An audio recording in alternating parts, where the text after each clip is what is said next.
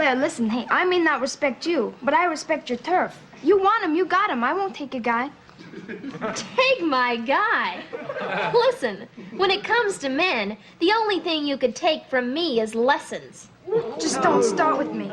I said I'm not going. I'm trying to be nice. She is, Blair. She really is.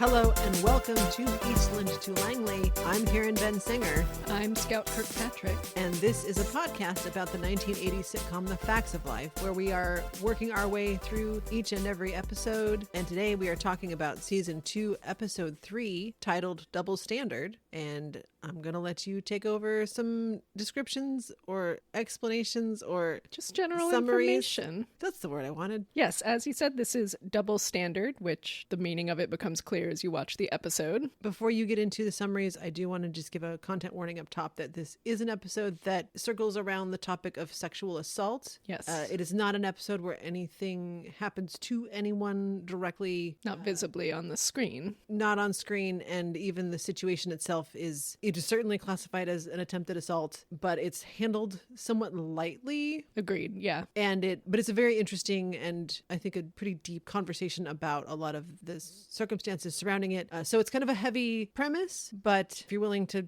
hang with us, it's not, the episode itself doesn't get, there's a later episode where it's a much heavier. Yes. Within the story. So this is always something that is, I think, when we're in an era where we are being mindful of what we're discussing, it feels weird to talk around it. Yeah. So I wanted to say up front, it is an episode that discusses attempted sexual assault, and I feel like I've already made a mess of it, but we'll just keep going. And anyway, carry on. Here we go. Yes, this is episode 203, although its production code is actually 204. It was filmed after the 6th episode that ended up airing, which was called Shoplifting. The director is Asad Kilata. This is a director that will appear a lot.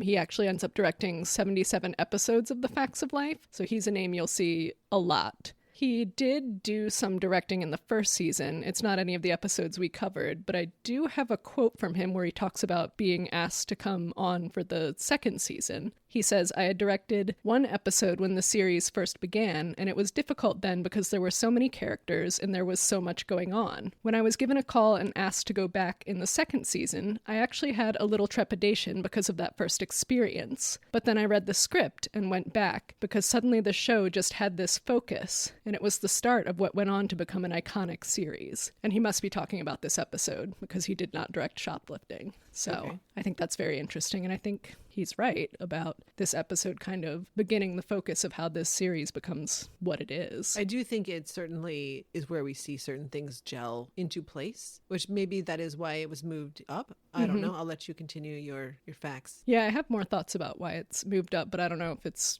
appropriate to discuss them more in Shoplifting. Okay. But I mean, essentially, I think they're giving Joe a chance to not be such a little punk again and again and again. Anyway, also, he was a producer and director on Who's the Boss? According to his IMDb, he was still working up through 2023 at least, and he's in his 80s at this point. Wow. So still going. This is just kind of an interesting one that I found on his IMDb. But he directed an episode of The Office, and it was the Prince Family Paper episode. Do you remember that one? It's the one that's really kind of cringy and heart-wrenching because it's when Dwight and Michael go to the tiny paper company that is their direct competition, and they have to take out this like tiny family-owned paper company. Okay, yeah. And Michael just doesn't think he has the heart to do it because they're such nice people. Anyway. Is that the only episode of The Office? It's the only episode of The Office he directed. Wow. Which is interesting because it's a pretty memorable one. Is this an episode that Office Ladies has covered yet? Yes. It's like a season 5 episode. Yeah. Which if you are a fan of The Office and you have not listened to that podcast, it is a fantastic top tier recap because you have two phenomenal persons who were part of it. Yeah. Anyway, it would be interesting to go and maybe revisit in light of that information. Yeah. Just for us. I was thinking the same thing. This episode was written by two women, Linda Marsh and Margie Peters, which is exciting. Yes. I mean, and this is also appropriate. This should be an episode written by women. And I think in 1980 to have the wherewithal as a show, well, I mean, that's what this show was ultimately known for once they kind of hit their stride at this point. But I even think here in the 21st century, 2024, I feel like we still have this conversation of like, why don't we put the people who we are talking about, the characters that we are representing in our show, why don't we have people who reflect those characters writing the scripts that we are giving to these people to act. So that's okay. Margie and Linda. Yeah. All right. Linda Marsh was actually like an actress first. She acted in a lot of TV from the time when she was about 17 till she was about 40, from like the Howdy Doody show to Hawaii Five-0. That like spans the range of her stuff. And then she was actually a producer on The Facts of Life, starting in season 3 and going through about the middle of season 6. She was a writer on 24 episodes, and I think she and Margie Peters, because Margie Peters also wrote on 24 episodes, I think they have written together basically on all of them. Okay. Margie Peters was also a producer in about a similar time frame as Linda Marsh, starting in season 3 through like half of season 6. She was a producer on A Different World and on Valerie. 2 shows that I definitely watched growing up. I thought you would be interested in both of and those. They're both NBC shows, I believe. I think. I don't know. Well, then Valerie, which was when it first launched, Valerie Harper, also known as Rhoda, Also known as Rhoda. from Mary Tyler Moore. Everything comes back to Cloris Leachman when you loop it all around. Yeah. Well, also, I think she worked with Nancy McKeon in one of those TV movies, so Everything is connected. everything is connected. The air date was Wednesday, December 10th of 1980, and I couldn't find anything that interesting to me anyway that happened on December 10th itself, but within this same week, a lot of interesting things happened. Okay. On the 8th, Annie Leibovitz had a photo shoot with John Lennon, who was later shot and killed on that same day by his stalker. Wow. Yeah. Okay. Important date in history. I used to have that date memorized as a teenager because I was just obsessed with all of like the rock stars that died too young, and that was one of them for sure. El Pollo Loco opened its first location in the United States in Los Angeles, which is fun. That was also on the 8th, and also on the 8th, the Bloom County comic strip debuted. Ah, yes. Yeah. On the 11th, Magnum PI debuted. And on the 12th, Apple went public with stock, $22 a share. So I've been thinking a lot about time travel and time machines. So keep that date in mind. December 12th, 1980. There you go. Go buy some Apple stock. Get that Apple stock. The top song was still Kenny Rogers' Lady. And we have since listened to it, and We have. we've said, "Oh, that song." I don't think Or I said don't, that. Maybe we did. Maybe I said that's sure a song. And it is currently on our Patreon, an open post, free to all. So if you go to our Patreon page, it is posted up there. Go check if it you out. want to go listen to "Lady" by Kenny Rogers. It was a big deal, apparently. I am making a point to make some public posts on that Patreon as well. So if you just want to, I think you can just follow it and not have to pay if you kind of just want to keep up with some of this other stuff. And perhaps it will entice people to maybe jump on and do the paid content. But I want it to be kind of a space where we have some stuff that's out there as well. So if you're just curious about things that I can't naturally post to Instagram. However, we do also now have a Threads account. So I'll promo all that stuff at the end as usual. But we are now also on Threads. And I would love to use Threads more because I like it as a platform. So Yeah, and we need a good replacement for the other one. the other one. As for movies this week, Popeye with Robin Williams and Shelley Duvall came out. Directed by I don't know. I didn't note that. Robert Altman, who is if you know film. I was like, that It's a doesn't mean big anything to deal. me, so please enlighten Now me. you made me question myself on this. Robert Altman is a very famous director. He directed movies like MASH, Oh. The Long Goodbye with Elliot Gould, The Player, Nashville, Shortcuts, McCabe and Mrs. Miller. Those are kind of the primary ones that come up. Altman is like a well-known filmmaker, but in 1980 he made this live-action version of Popeye. I had no idea this existed, but as soon as I heard like who the stars were, I was like, oh, that kind of makes sense. I can't believe that and it was Robin Williams' first motion picture role. He had been a Was it TV really? actor up until that point. Wow. And I remember as a kid, the Popeye movie was something, I don't know if someone we knew where we would go to their house had a copy of it where I would see it semi-regularly. Shelley Duvall as Olive Oil. Like, perfect. Anyway, yeah, that was a big one for me. Huge for Robin Williams. And anyway, I have not seen it in a very, very long time. That's one. See, now last time I was kind of like, I haven't seen all these movies in 1980 because I was not old. Saw that one for sure. Big deal. Hadn't heard of that one. Kind of surprised. Number one at the box office at this point in time was Flash Gordon. Okay, which I have not seen.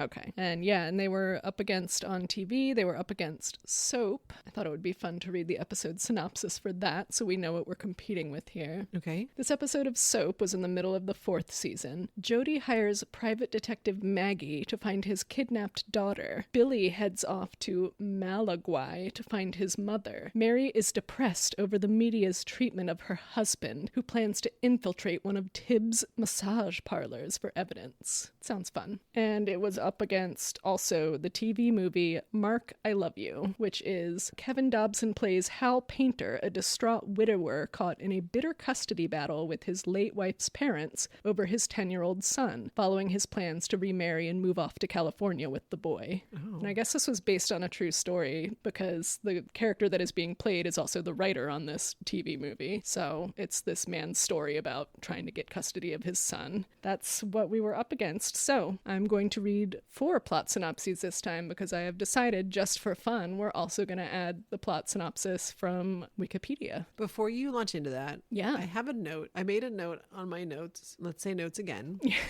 That we had watched the Nancy McKeon Intimate Portrait episode. Oh, yeah. But I don't know why I made the note. I just feel like we watched it and I was like, oh, we could reference this. I have no idea. I mean... So when I say this, Lifetime, the network, I don't know if they still do it, but they used to do these intimate portrait, which was like A&E would do biography and VH1 would do behind the music. E would do True Hollywood Story. All of the cable channels in like the 90s especially. So several of the cable networks would run these kind of behind the scenes.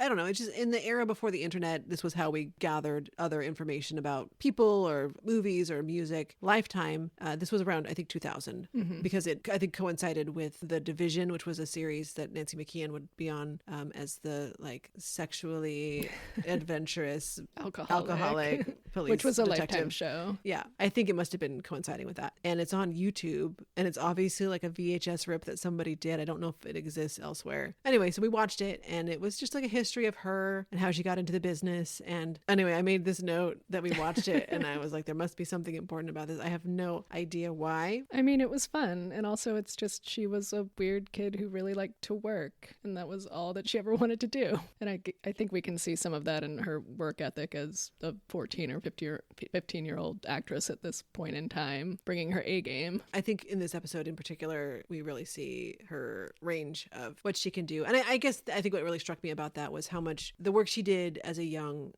performer. And then also just they were highlighting a lot of the movies of the week that she had done. And like, I didn't like, she produced some of them. Like she really, especially once she hit this show, you know, she already had a lot of eyes on her before she started playing Joe Polnicek. And then once she did, and this show was so popular, I think when we think of famous actors, we think of someone like George Clooney, who also appeared on The Facts of Life, but an A-list actor that goes to the Oscars and does all this stuff. And I think that when we, and for a very long time, there was this separation between TV and film actors. Right, which we see less and less of today. Right, because there's more crossover. Because it used to be you either do this or that. Because if you're on TV, you're not as good as if you're in movies. I've never really subscribed to that, but I think even just in this project where we're watching these actors and these women on something that I know so well, and I know the trajectory of where they go, and even if it is this kind of over the top sitcom acting, seeing the stuff, especially in sitcom work, and I'm sure this is probably not the first time I've said this already in this podcast, it won't be the last. People downplay sitcom work because it's corny, it's silly, it seems exaggerated because it's a lot more theatrical. But when you look at something like a character like Joe or Blair, and Tootie and Natalie, I think as well, but I don't think that Kim Fields and Mindy Cohn got quite as much room to grow. I think just because they started younger. Yeah. And I think had the show maybe gone on a couple more seasons, we would have gotten some more of that. Also, they're kind of playing more. I mean, Mindy has even said, I think sometimes she's kind of playing a character that's so close to her. She says that she didn't feel until the 3rd season that she started to branch away from a character that felt like someone who wasn't her and really started to learn to act. And with Kim Fields, she started so young that I think it's not until maybe mid-run that she's really getting a chance to do more and explore more. And I'm actually, through this specific watch through that we are doing, I'm going to really be looking at that more. But anyway, I think someone like Nancy McKeon as the example here, who, when you look at her work and you look at the stuff that she has done, even though it's all like TV movies for the most part, she actually did some other films that we will probably talk about once we hit that point in the timeline. But when you look at them and you look at that work, when they were showing clips in this intimate portrait, and I was like, well, when you hold that up to Joe Polnicek, and then you also have her in the interview talking shocking. So I have this TV movie about like an abused woman who survived some heinous thing happening to her. I've got Joe Polnicek, this tough punk ass kid from the streets, and I've got Nancy McKeon. I'm looking at 3 different people. Yeah. And I think we need to put some respect on the sitcom art form and the TV performance art form pre-2000 because also it's becoming a lost art form. Right. I think it was just announced that Reba McEntire is bringing herself, I don't know why I was saying bring, she's coming back to television, I think on a multicam show. Mm-hmm. But multicams, when they were once just kind of, they permeated like primetime television, they're very few and far between right now. And so I'm hoping that this acting style can continue, because when you have a long running show and you can watch start to finish a character and you watch a character arc throughout, I don't know what word that was just said. Throughout. Sorry, that was kind of a bit of a rant. But anyway, we watched that and I was just very thrilled to kind of see, because Nancy McKeon does not do a lot of interviews. Right. When it came time to promote the DVD box sets, kind of, or when they dropped season 1 and 2 and then the box sets later on, she popped up in a couple interviews, but it's usually Kim Fields and Lisa Whelchel and occasionally Mindy Cohn. Lisa Whelchel will show up for anything. Yeah, she is like, yes, we're talking about it, let's go. She seems very comfortable in that space. So an interview, a sit down with Nancy McKeon is very rare. Also, I've said her first and last name so many times. So all that said, let's get to our summaries of this episode. Let's get to our summaries. Okay, I think we're going to start with the IMDb summary, which is Blair is shocked when her boyfriend invites Joe to a cotillion at a country club. That's all we get. Tubi says, Joe's dream of attending a high society event is shattered when Harrison Andrews, Blair's suave childhood friend, makes it painfully clear why he invited her and not Blair. It's a little bit convoluted, but it's a better description, I think. I guess. The Bible describes it. Expecting an invitation to the country club cotillion, Blair is shocked to learn that her childhood friend Harrison has invited Joe instead. And then the Wikipedia describes it as, Blair is upset when her childhood friend Harrison Andrews asks Joe to the country club cotillion instead of her, but she later discovers his true intentions. Or we will find them out. We will. And burn him down. Indeed. Does that mean we are ready for a recap? I think so. Okay, because I took a lot of notes this time. This was a heavy one. This was an episode where I think about after just about every line I was noting something. Like, the script carries a lot. It's pretty solid. It makes sense if this was actually shot a few episodes down the line, because the rhythm of the performers with each other is also very, like I said, it's starting to gel. Yeah. It's coming together here. Yeah, I agree. All right. So we open on this episode. We're in the kind of the lounge area of the Eastland cafeteria space. Tootie, Natalie, and Joe are playing Scrabble, and Mrs. Garrett's just kind of overseeing. Joe seems to be taking her time choosing a word. She's really thinking hard about it. And Blair enters with this blonde preppy guy. She introduces him as her dear friend Harrison Andrews, and the Scrabble game continues with Natalie kind of just urging Joe to hurry up and play her word. Blair introduces the group of, she calls them youngsters. She's working her way down the couch, Natalie and Tootie, and they both give like a nice hi, and Joe, who says hi, but then she laughs to herself and she plays her word, and Tootie and Natalie are like, whoa.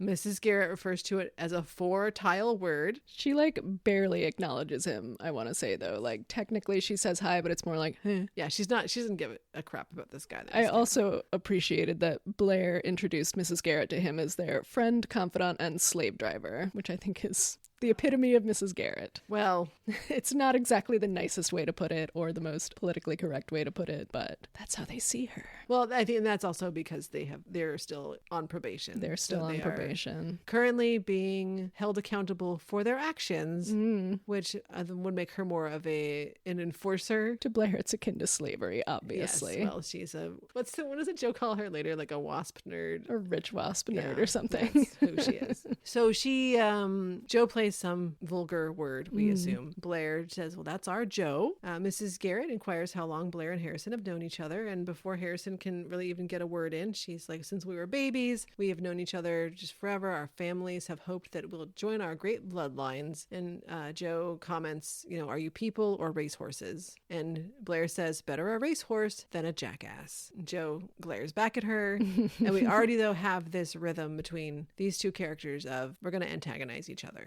Harrison has been off in Switzerland going to school. Blair's very eager to pick back up. She notes that I guess when they were 6 was when he went away. So this is one of those cases where there's someone who was like around when she was a small child, and it's like, oh, they're back. And it's like, do you even remember? Yeah, that's Like that was about 8 years ago, 8 to 10 years ago. So 9, I guess, would be splitting the difference in the middle. Even Natalie is kind of like, okay, like she seems even over it, and she's usually like really invested if there's a guy around. especially a good-looking one. Yeah. Yeah, Natalie doesn't care. Blair brings up that Harrison drives a new candy apple red Porsche. Is the first, not the last time she will reference a candy apple red Porsche. It's her favorite color of Porsche. He still can't get a word in edgewise, but Joe asks if it's turbocharged, and Blair says obviously he paid cash.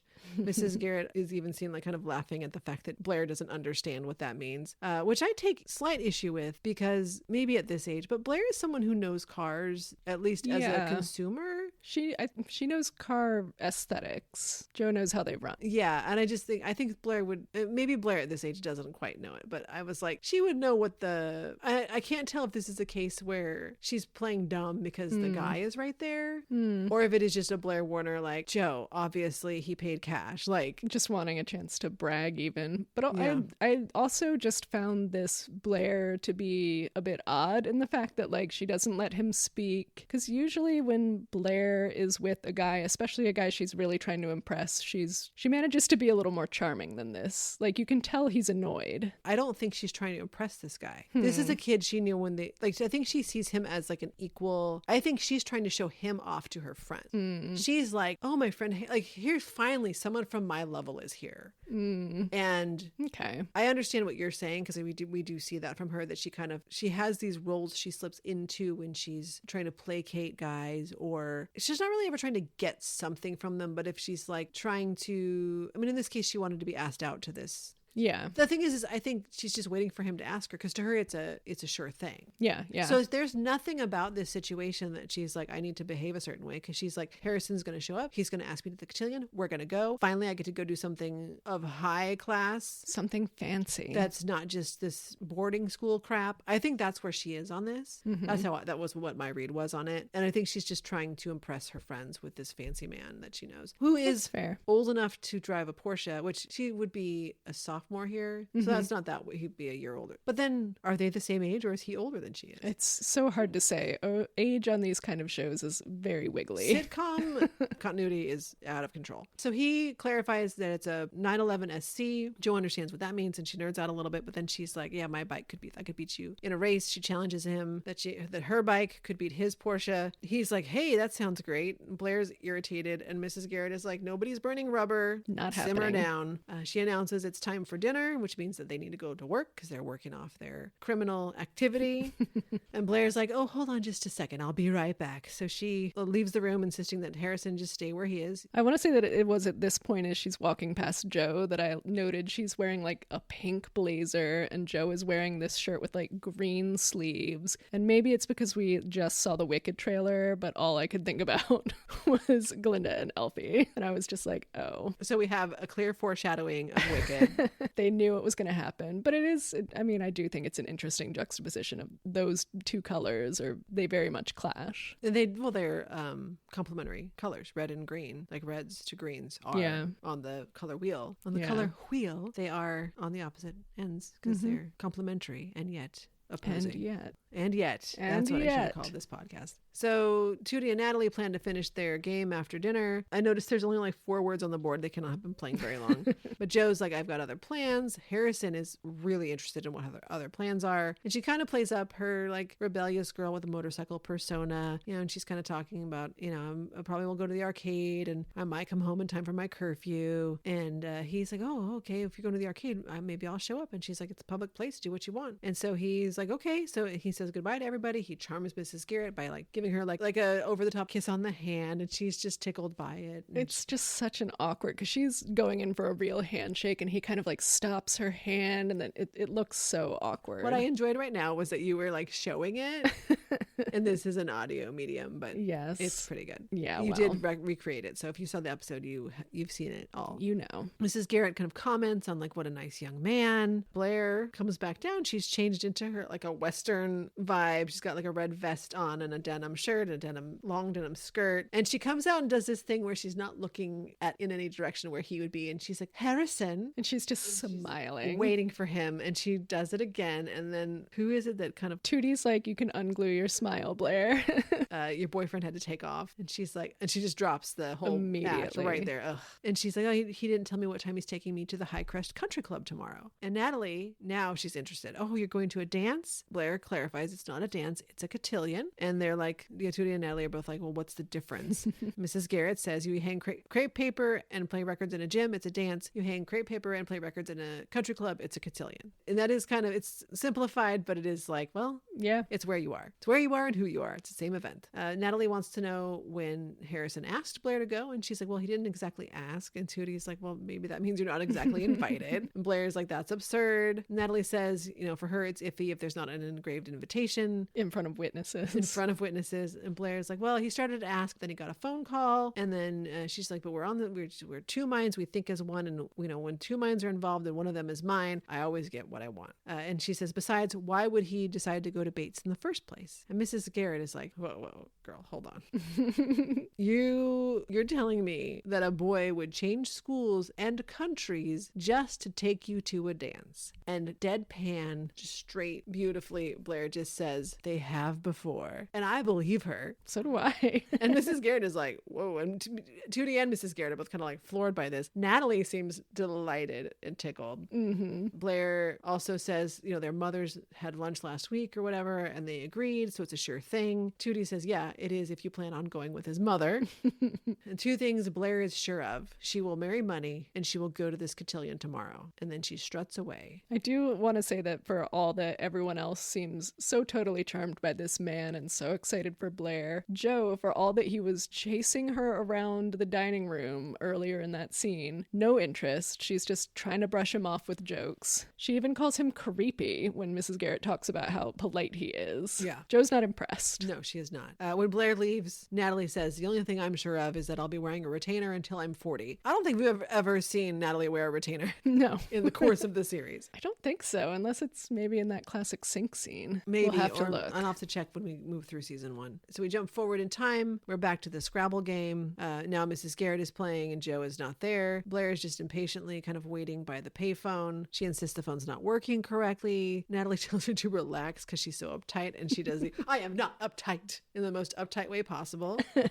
Blair has been playing Scrabble with them, and so Natalie says, why have you been playing words like call and phone and dance and kill? And she says, well, I'm going to kill Harrison if he doesn't call me on the phone and tell me about the dance. And Natalie says, well, as long as you're not uptight. Then Mrs. Garrett plays the word Zephyrs on the board. Uses all her letters. Triple word score, plus 50 points. She's just fucking like smokes everybody. Yeah, she's so excited. And they're just like, oh no. Blair, she's like, you know what? I'm out. I'm not going to play anymore. Tootie's like, you're in a bad mood because you got stood up. She's like, I have not been stood up. She insists she's not been stood up. Joe returns then from the arcade. She's got her little motorcycle helmet on. Her little denim jacket. Yeah, she's got her whole motorcycle vibe.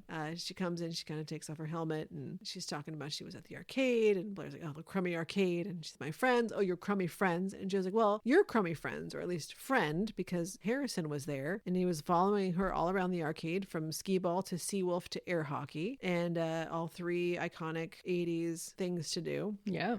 She said the only way I could get rid of him was to say I would go out with him. We then have a straight up audience like, ooh. Blair is unhappy. She is stuttering over this. And so Tootie kind of helps her out because she's like, yes, do you want to, like she's trying to say date. Tootie says, we call it a date. And then Joe says he invited her to some wingding. And Natalie says, oh, could this be your wingding, Blair? And this is one of those scenes where it's just like beautifully verbally choreographed. They have settled into this groove early on in the run of this show, but they're already starting to find the rhythm of it. And it's really fun. Blair states she does not go to wingdings, she goes to cotillions. And Joe says, well, if that is a dance at the High Crest Country Club, then they're the same thing. Blair is pissed off at this. She's so mad. And then Mrs. Garrett gets up to offer some advice, telling no one to look at her letters for Scrabble. And she explains to Joe that Blair, she works her way through the correct words to describe this. First she says hoped, and Blair's like, no, expected, no. Blair thought that he would take her to the dance. And here's what I think is interesting, especially in light of how we kind of opened this season, is that Joe, she's like, oh. Well, first she mocks her, Well, to she be did, clear. Let me get there. Okay. She's making an offer to step back. She does rib her a little bit. She's like, oh, Blairsy was waiting by the phone all night.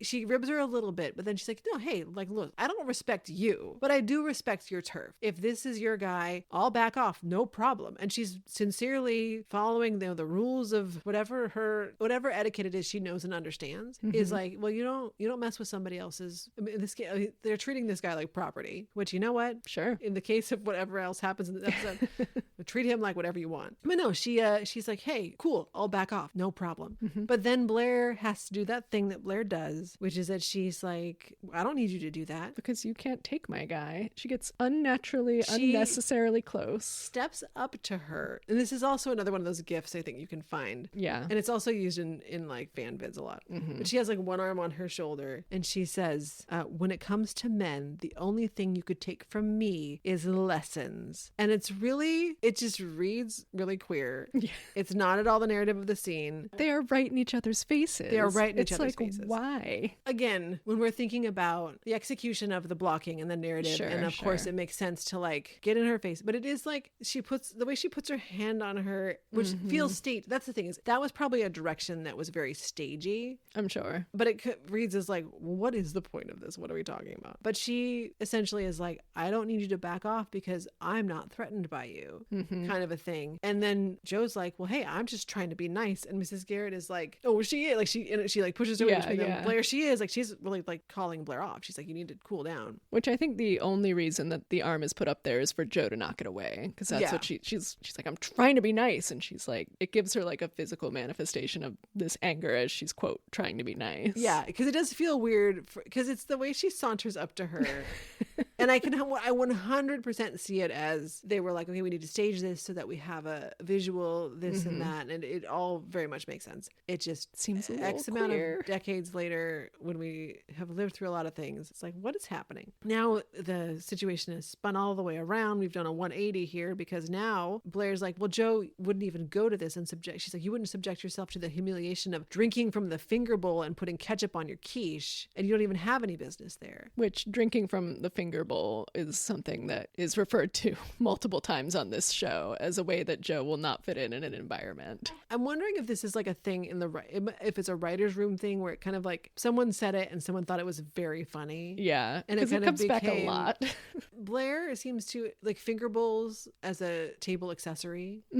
They're important to her. She loves them. So Blair's kind of running through this list of like why Joe wouldn't even bother to go. And Joe's like, well, the thing is I do belong there because I was asked. So I am going to go on this date with this guy. And then she says, so eat your heart out. And like the audience applauds as if that's the end of the scene. And so then the actors have to like wait a weird beat for it to kind of fall off so she can add, and don't forget to put ketchup on it. And then that's the end of the scene. Blair is mega pissed at this point. They get in each other's faces again too when Joe is like, I am going to go. And they're just fuming in each other's faces. Like, it's very visceral. It's like teenage rage. So then we cut to a little bit later, or it's the next day, I guess. They're up in the room. It's Blair pouting on the bed. Tootie and Natalie are just buzzing with excitement as they are digging around Joe's stuff and looking at I guess it's a jewelry box, but it's like big and bulky, and who knows what's actually in it. There's probably got other like sockets for the socket wrench in there as well. I'm sure. But they're so excited. They're like, oh, it's just like Cinderella, is what Natalie says, and Tootie says, oh, we're just missing a wicked stepsister. Then they both look at Blair, and Blair's like, leave me out of this.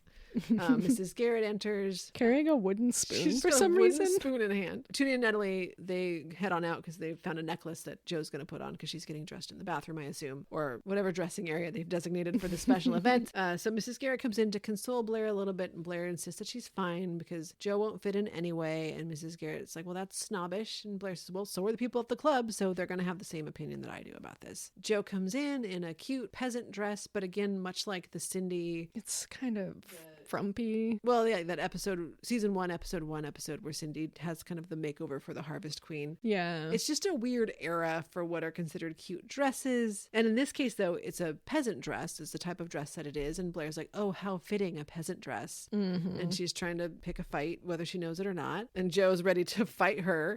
And Tootie says, don't hit her, she'll bleed on your dress, which seems to be enough to get her to back off. Blair, she says she's going to go downstairs and julienne something. Some therapeutic julienning. Which, you know what? Which tells me Blair knows her way around a kitchen, which put a pin in that for later. Much later. Yeah. I don't like when everyone likes to pretend Blair doesn't know how to operate in a kitchen. Yeah. When she worked in one for a good stretch of time. At this point, Joe reveals, the only shoes that she has are some beat up sneakers that are her regular shoes. Mrs. Garrett says, I think I have a pair that will fit you. And Natalie is just still on the Cinderella kick. This is just like Cinderella, which Joe, asks, oh, hey, does that mean I could stay out till midnight? And Mrs. Garrett threatens to turn Harrison's Porsche into a skateboard if that were to happen. So no go on the curfew extension. Then we jump till later, and it's now 8 p.m. Tootie and Natalie are folding laundry, and Blair's back on her bed still fuming about She's everything. Just sulking. And I think rightfully, I get it. Sure. She's upset. She thought this guy was going to ask her out. He doesn't even know Joe. They've been family friends for a long time. So, in her mind, this was a sure thing, and it's now not happening. And I don't think Blair's ever been declined an invitation to anything she's wanted to go to before. So this is a first time for her. Because Blair always gets what she wants, except for this time. It's a big disappointment for her. It is. Meanwhile, Tootie and Natalie are playing out in their minds whatever this scenario is that is happening over at the cotillion. So they're doing like, oh, may I have this waltz? And they're, Tootie is asking Natalie to dance, and they do a little bit of a formal waltz, and then,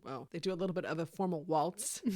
And then Tootie says, and then they get down and boogie. Yeah, I think this is maybe the second time in the series that they have these two playing at being a couple, I think. Right, where they're kind of doing the, we'll tell you what people do on dates, like kind of a thing of like. This is like a thing for them. We'll play act what we think is fun and, I was going to say sexy, but what they think is like It's romantic. like a romantic. They like to be the, like the Greek chorus of the situation. Which is kind of their role through this whole episode, honestly. Yes. But it's a very Joe Blair centered episode. It is a thing with these two that they do this semi-frequently, and it never comes off as very gay. No. This is just silly. This is just silly best friends. Like they are the ones who are super invested in whatever anyone's dating life is, and they're like, what do you think is happening? This is not to say, if you and your friend of any gender want to play act a waltz and then get down and boogie, there's no sexual implication to that. No matter who you are. No. However, if Joe and Blair did it, I might. It would look very different, I guarantee you.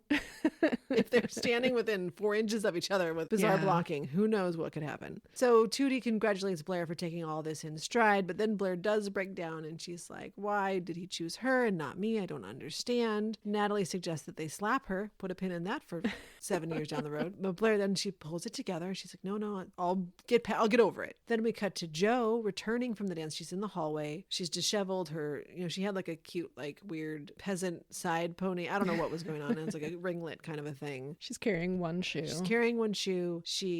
Her dress is dirty and she's about to enter the shared bedroom, but then she turns and decides to go to Mrs. Garrett's room instead. And so when she enters, Mrs. Garrett sees her and she's like, oh, have you been in an accident? And Joe says it was no accident. So then she details how Harrison took her through the country club and out the back door to the 9th green. And Mrs. Garrett, like, you can tell she's putting things together, but she's not wanting to think that something bad happened here. And she's like, well, was it a little dark to play golf? And this is how this episode handles this conversation, is they kind of pepper in like comedy to and have also this golf conversation metaphors. And a lot of golf metaphors. And also I think just as their caretaker, she doesn't want to, she's like, okay, tell me like he had some stupid golf idea, right? Like, and Joe lays out like he took her back there and he shoved her down into the sand pit, said pretend it's Jones Beach, which that line gets a laugh. It's very weird. Yeah. He attempted to assault her. And from my understanding of the way this is described, it sounds like he took her there with the assumption that she would be easy,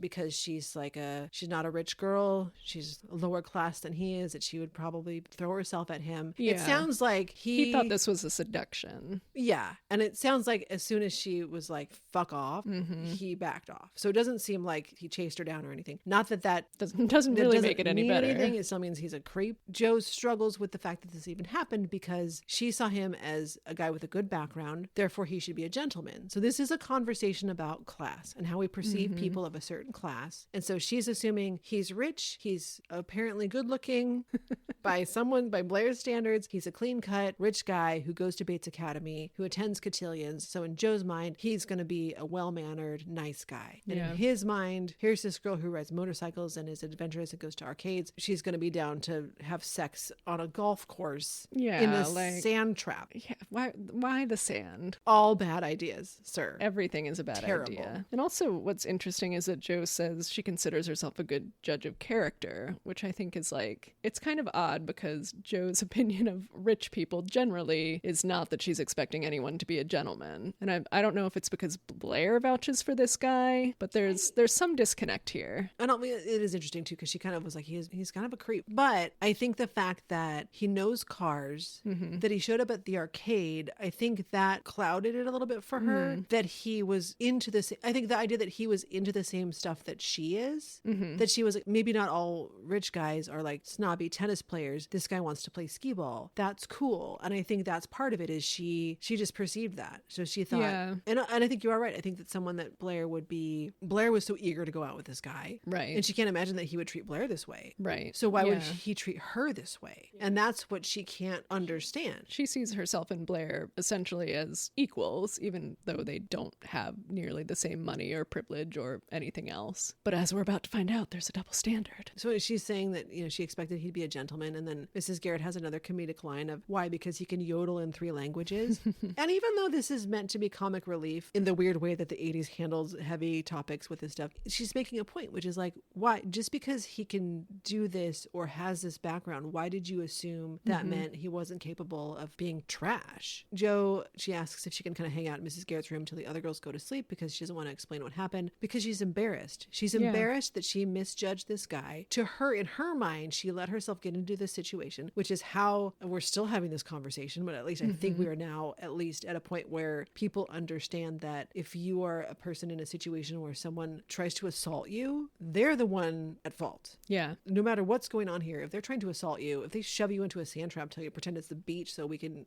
do whatever it is I would like to do with you, to you. I think that for its time, it navigates this and that she carries this in a way of, well, let me finish out the scene because there is more to it than this. Yeah, but I was just... Well, can I finish out the recap of just the moment here? Or is it... No, it was kind of related to your thoughts here about her being embarrassed because Tootie and Natalie were so invested in this for her as well. And I think that would play into it too. Like the 3 of them all expected some kind of fairy tale. That leads into that she had this fantasy idea of what this evening was, that she would go to this event and be dressed up and people would see her as classy and that she would be treated like she belonged in this situation, that she would make Mrs. Garrett I'm going to cry reading this. Well, she's been crying. She's crying. I know, I'm thinking about the scene. But that because Joe, even though I think you are correct that she sees herself and Blair as equals in certain ways of like, in certain things, she also understands there is a drastic class difference between them. And I think for her, the fact that this guy that Blair grew up with, so to her, they're the same, that he would ask her to this, she's thinking, oh my God, I can go do something fancy. I can look pretty. I can have this night. Mrs. Garrett would be proud of me for branching out and doing something. I'm sure she's probably thinking, I can't wait to tell my mom that like this fancy guy asked me out and I went to this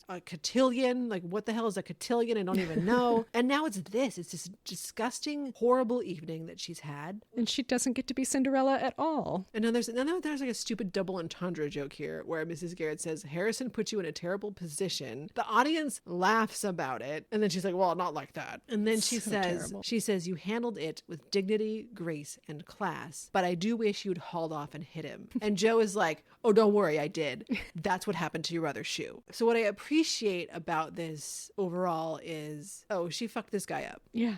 I just appreciate that in character, we have this situation happen where Joe is put in a very awkward and horrible situation. It's beyond awkward. A horrifying situation. And she was like, well, no, man, fuck you.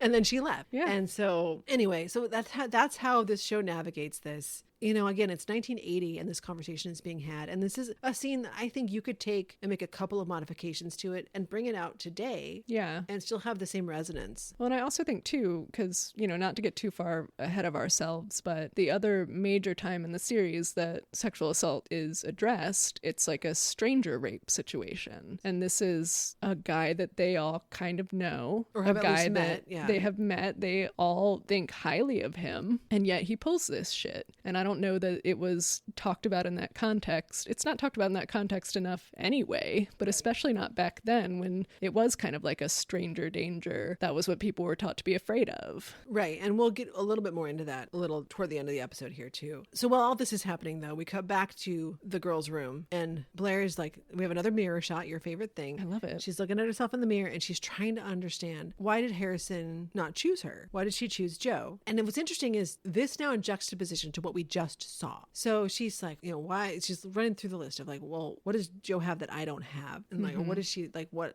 is there that's different? And Tootie's like, well, she's nicer. And Blair's like, no, that's not it. I did think it was interesting that the first thing she thinks of is like, she says like, Joe's not smarter than me, and then she's not prettier than me. Like somehow the intelligence level is the first thing that matters to Blair, which is interesting for her. And she at this point should know that Joe did outperform her on that test. That is true. Natalie points out that Joe, she rides a motorcycle, and that equals kind of being adventurous and unpredictable, and that she read about it in Teen Magazine, and that apparently she read that like teen guys can be in a state of flux, which equals kind of rebellion. I don't know if this idea of being in a state of flux was like a thing at the time. Yeah, I have no I'd idea. never really heard it in this context outside of this episode. I don't know if it's substituting something else that was maybe in the cultural conversation that maybe was a little bit too advanced for maybe this show. I don't know. They keep referring to being in a state of flux. And Blair's like, well, I would have rebelled with him. But Natalie points out that, well, for Blair, rebelling would be like using a salad fork all through dinner. Which I would say is a bit of a change from her season 1 character when, granted, she didn't smoke weed, but she did think about it. And she was thinking about going all the way with some guy, but she didn't do it. But season 1 Blair was a little bit more rebellious. We haven't covered it yet, but in the Backdoor spin-off pilot, Oh, God. where Blair's like just smoking a cigarette behind a chair for no reason. Very early Blair was weird. I do want to say this is also when I noticed that there is, I don't think I saw it in the last episodes, but there is a dartboard above Joe's bed. Oh, I've noticed that. I noticed it for the first time and I was like, oh, interesting. Natalie is pointing out Joe and Blair are rebellious in different ways. Joe does this as an art form. That's who she is. That's how she carries herself. And Blair's like, well, what does a guy see in a girl who buys her clothes and spark plugs in the same place? And Tootie's like, I don't know, but she's at the dance and you're not. And Blair, she's just like digging through Joe's stuff. Yeah. And she picks up her denim jacket and she's like about to talk shit about it, but then she puts it on and she's like, oh, I even make this look great. And she does look great in it. She does. She wears it well. But Natalie doesn't think that she's very convincing as a Hell's Angel. And then she and Tootie break away to go downstairs to get a snack. And Blair just stares at herself in the mirror a little bit more. She calls it punk chic, which I was kind of like, is Blair predicting the trends of like the late 90s, early aughts when like Hot Topic kind of was just punk chic? I mean, there also was kind of a punk chic vibe in the 80s as well. Okay, So, I don't listen, remember that. We will learn throughout the run of this series. Blair is a major predictor of trends. Mm-hmm. Blair has invented a few things that, speaking of buying Apple stock, there's some stuff that Blair Warner, I think, came upon before I think so. other people. Oh my gosh. Cooper, our cat, has joined the conversation. You Hi, gotta buddy. get down, buddy. Okay, he just fully jumped up on the table there. Okay. So then we cut to downstairs in the kitchen, in the cafeteria, and Tootie and Natalie run into Harrison. He's there to return Joe's other shoe. Blair enters, now also wearing a leather biker's cap. Where is it from? We've never Is seen it Joe wear Joe's? it. We never see it again. I don't know where it came from. And I understand that this outfit is not all leather, but I always refer to this as her leather daddy outfit. This is That leather is the daddy vibe. Blair. Doesn't she have like gloves? She has on? gloves on too. Like yeah, big leather gloves She like dug into Joe's things and found all of this stuff that Joe has never worn and never will. Never will wear. Like the gloves, I could be like, okay, maybe she keeps those with her stuff for her bike, but the hat, Never. They're all down in the cafeteria. Tootie and Natalie just leave. They were going to go to the vending machines. I assume that's where they are for the rest of this entire But they go. scene. The thing is the vending machines are in the lounge, and they go down the hall. I don't know what So they're I don't know doing. what's going Maybe on. they just ran away. Harrison sees Blair in her leather daddy outfit, and he's like, whoa. And she's like, oh, do I seem unpredictable or adventurous? But he says she looks ridiculous. And he's like, it's just not you. And she's like, well, I know that you're in flux, which whatever the hell that means. She says, but I can understand why someone who has steak every night might want a sloppy Joe. Now, Girl. what? First of all, I understand why she says this, but also, come on. Leather Daddy Blair, please. And he understands. He's like, oh, I get it. You're jealous. And she says, well, I'm actually more surprised and humiliated that you didn't ask me out to this cotillion. Why would you take Joe to the club? And he's like, oh, I didn't take her to the club. I took her behind the club. And at this point in time, Joe enters, but she's kind of out of sight. He's like being really smirky about it. Like he expects Blair to understand all this. Right. And this is where all of the golf metaphors come in. And Cat jumps back up on the table. Okay, are you kidding me? You need to get down, buddy. I don't know what he just opened up on my computer. Okay. He's summoning something. So now they open up the golf metaphors, and Blair gets it. She's like, oh, you took her out for putting action on the 9th green. Or no, he says he took her out for putting action on the 9th green. And Blair says, oh, and you expected her to let you play through. And he says, that kind of girl usually does. And she's like, oh, I get it. I'm too perfect for you to take out there and sully, but Joe. And he's like, oh, great. You understand. And Blair's like, yeah, I'm the kind of girl you want in your future, and Joe's the kind of girl you want to keep in your past, or that you need in your. She says you need in your past. And Joe speaks up. I forget what she says here, but she interjects, and Blair runs straight over to Joe, and she's demanding that she's like, do something, deck him. Like she wants Joe to fight him, and she's like, I already did. And then this guy at least has enough of a brain to understand he should leave. But now Blair's pissed, and she's like, no, I'll deck him. And Joe has to physically restrain her from attacking this man while he runs away and leaves the shoe behind. And Blair has this great line that says, I haven't been this upset since the price of gold went down. And she delivers it like so believably. They then go into a conversation of like, because Joe's like, well, you insult me all the time. Why are you mad at him for doing this? And Blair's like, well, I can insult you Because I know what I'm talking about. yeah, she's kind of like, that's what we do. And they kind of just have this moment of like, why are men the way that they are? Why do they act this way? Why do they behave this way? Joe says, well, when you come from the wrong side of the tracks, they just think that that's what you'll do. And Blair says, well, when you're from the right side of the tracks, they think the same thing. And she's like, I own the tracks. And some of them think it about me. And they just kind of commiserate over this thing that like they both have the same problem, which is that Men judge them. And that essentially the idea that a boys will be boys mentality is harmful to everybody. No matter who you are or where you're from, it's going to affect you. It's going to impact you. And then Blair has this line, the last line of the episode, which is that, well, we just won't tell anyone, huh? And like, in a way of like, she understands that Joe's embarrassed that this happened and that she's willing to keep that secret for her. It's not played like, let's not ever tell anyone something bad had happened here. It's more like, I'm not going to let you feel embarrassed about this thing that happened. Like, I don't, it's interesting. It's interesting through the lens of time that it's like, for it to end on that beat. But the beat that is really ending on is like, they have each other's back and that they've bonded over this. Scumbag of a guy. Yeah. And it actually freeze frames on this bizarre, like they're walking away and then they turn. And I'm wondering if there was like one more line to this. Yeah. But that like maybe they decided to exit the episode there because it's like they turn to each other as if they have one more thing to say. And they just are kind of smiling at each other as like the audience applauds. And But it freeze frames. It's odd, unless it was really just to get the side-by-side shot for some reason. But I think for as many, listen, I've seen all these episodes so many times. We exit on so many weird freezes and movements. I have a feeling maybe there was one more line to it, but this maybe felt better, or the audience applause was just so tremendous. They couldn't get it out. They were like, well, I guess we'll never hear that. Yeah. I don't know what it is, but that is where the episode ends. And so we have this, we have this exploration of class and expectation, gender and what it means to be a young woman at a time and a place when, you're judged on where you're from and what you look like and what you're into and how you behave and how you dress. And I appreciate that this was in this case, when we talked about the dress she's wearing being kind of like a frumpy, it's a peasant dress. She looks like she's going to be in Les Mis. Yeah. She looks like an extra in Les Mis. She looks like she's cosplaying as Belle from Beauty and the Beast, like in the town, not in the yellow dress, but when she's in the library. What I appreciate about this, as I'm thinking about it, is this had zero to do with her looking quote unquote sexy. So this isn't a case of like, well, you were dressed a certain way, so I had an expectation that you would want to like have sex with me. It's a floor-length dress. You are a girl from a certain part of the world, a certain class level, and of course, this is what you should expect from me. Yeah. And you should be thanking me for it. That's not anything that's said in the episode, but that's the vibe of it, is that nobody questions Joe about what did you do to lead him on. No. It's every reaction to this guy is ew. She goes to Mrs. Garrett. Mrs. Garrett is like, ew. Blair finds out. Blair's like, ew. Blair is like, what the fuck? Blair is pissed. Yeah. She's like, our mothers had a conversation about us.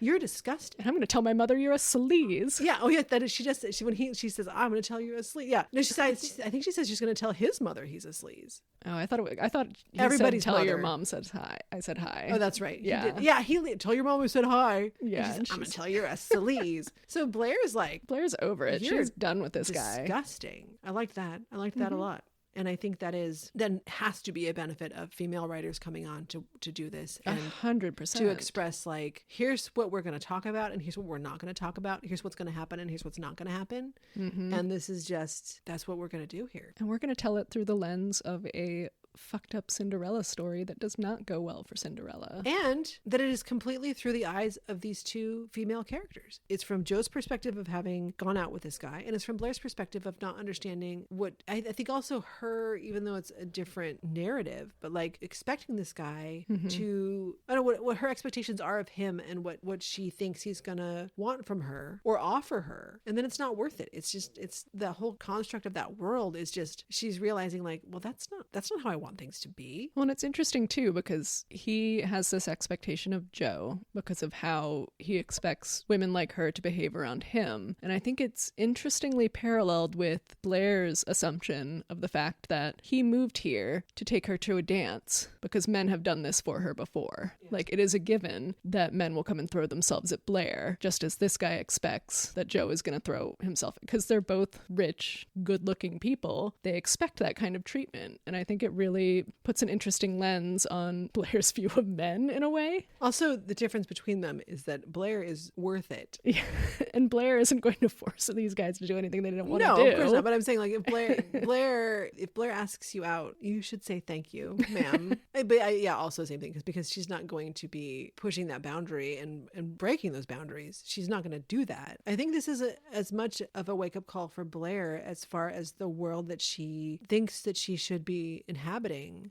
And realizing like, oh, well, I don't want that. That's not what I'm here for. Well, because he thinks that him classifying Blair as the kind of woman you marry and Joe is the kind of woman you don't is going to be flattering for Blair, but it's not. Yeah, she's like, no, that's my friend, you asshole. Yeah, and at this point, it's like she and Joe are still getting to know each other. They're still figuring out how they bond, but it's, at least for Blair, Joe is important to her already. Even though it is like, that's my friend, you asshole, it's also like, I don't want to like spend time with any guy who would think that about any woman. Yeah, she thinks it's gross. Or any girl you would ask out. Like, that's disgusting. You should be ashamed of yourself and probably... Listen, she had to go to jail for buying a beer, for using a fake ID. Think about that. These girls are serving a probationary sentence for minimal crime, right? They went to a bar where a 35-year-old man let them sit there and sip on beers, and he entertained this not a fantasy, but like a role play of hitting on them. Yeah, you're college girls, and they right? went to jail. They almost got expelled from school. They are now having to pay back. Well, okay, granted, they did get the van. The van was damaged. What they're paying back is the damage to the van. But what I'm saying is, here are these girls who were up to mischief, essentially.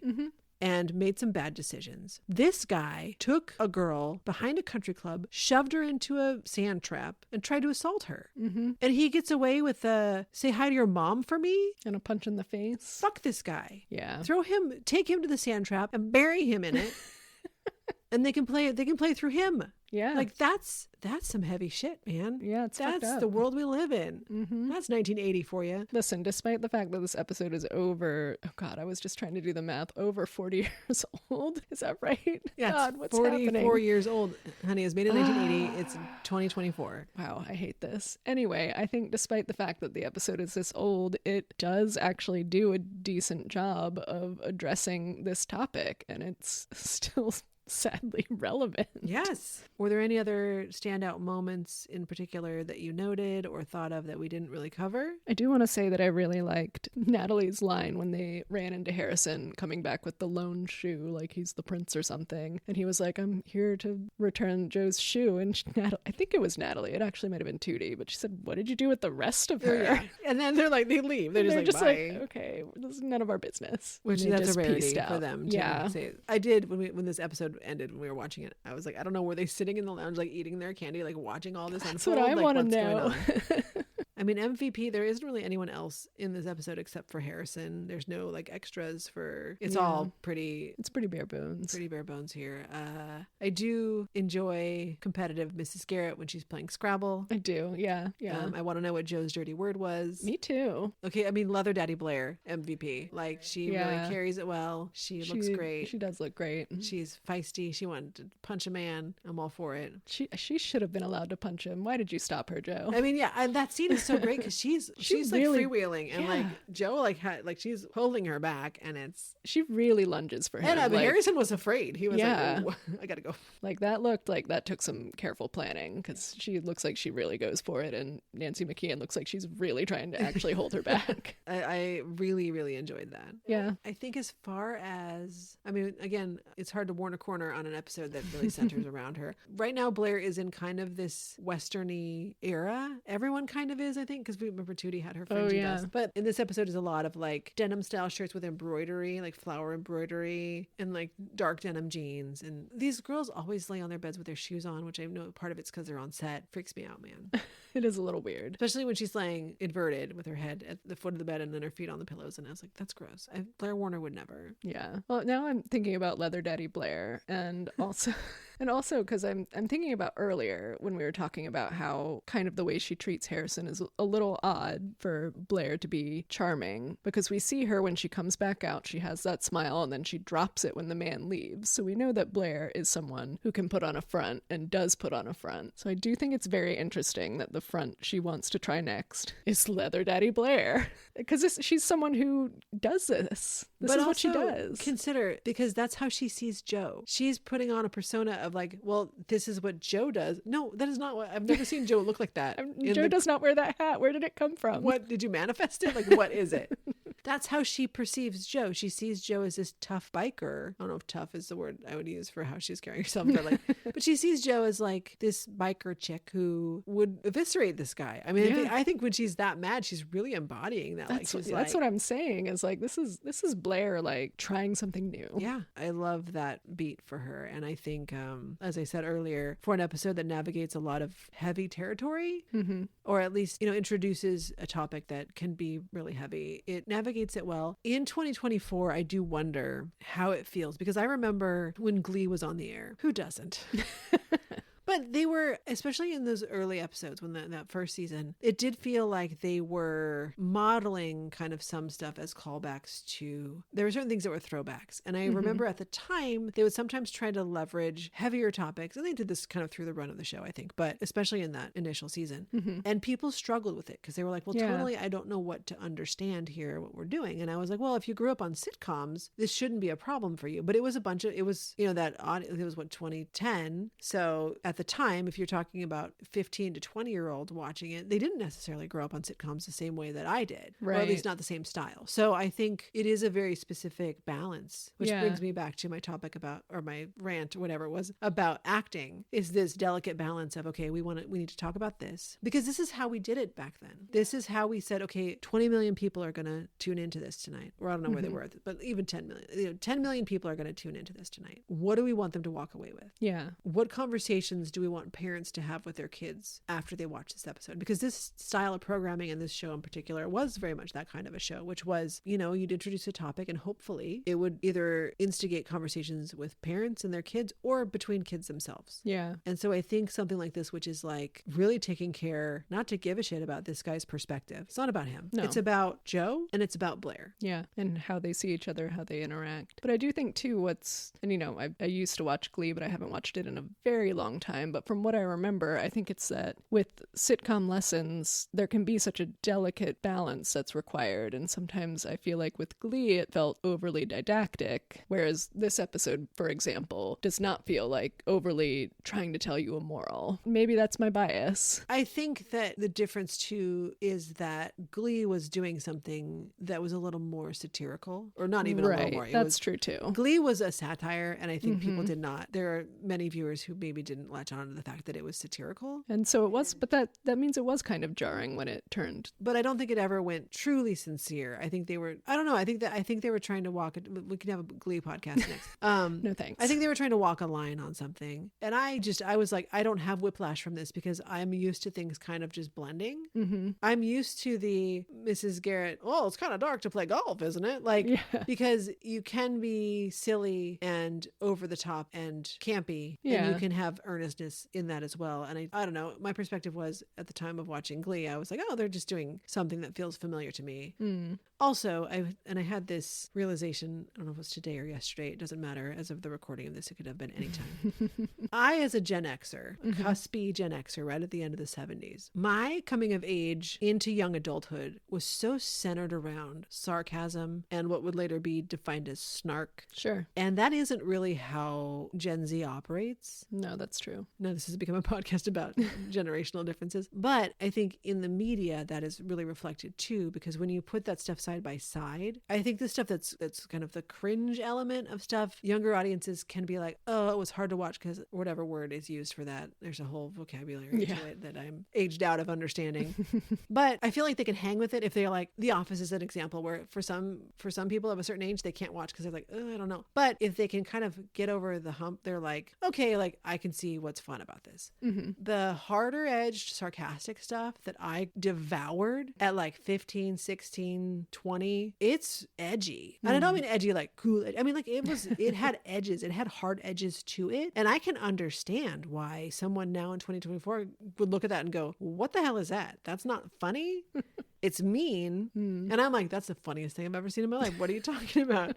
And it's just a matter of perspective on it. Sure. So I think what's hilarious to me is all that stuff that I ate up in the 90s, but yet I grew up on this like really earnest, sincere stuff that has so much heart and so much, I don't know, it's corny and it's whatever, but I love it. But I think that's why I think that we were raised on this stuff and we hit a point that was like, I can say this to you because I know that we all understand that under it is this. That's the thing. Glee was never earnest. I think that's why it was hard for it to pull it off. We got to have a different conversation on a different podcast because I disagree with you on that. I think that there are plenty of times when it was. Okay, well, you're right. And you're right in that you disagree with me. then, yeah, okay, good. We can agree. We can listen, just like Joe and Blair. We can agree to disagree. We can agree to disagree, and at the end, we'll just stare into each other's eyes on a freeze frame and just and smile at awkwardly each smile, other. and it'll be great. It doesn't work so well on audio this only. is an audio format. All right. Well, that's I think all my thoughts on that. Yeah, I think we pretty much covered it all. As I mentioned earlier, a couple of things. One, we have a Patreon.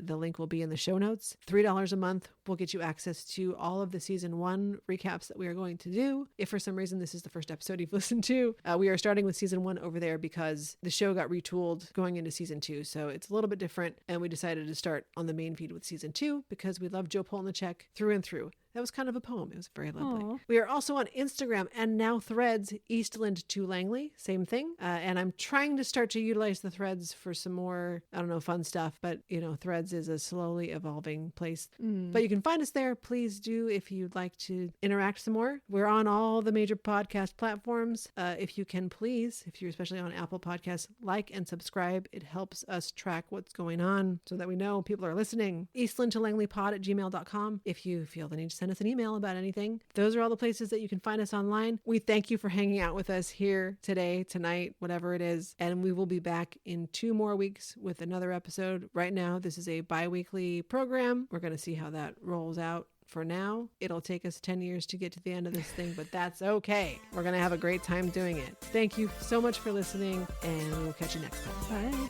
Haven't been this upset since the price of gold went down.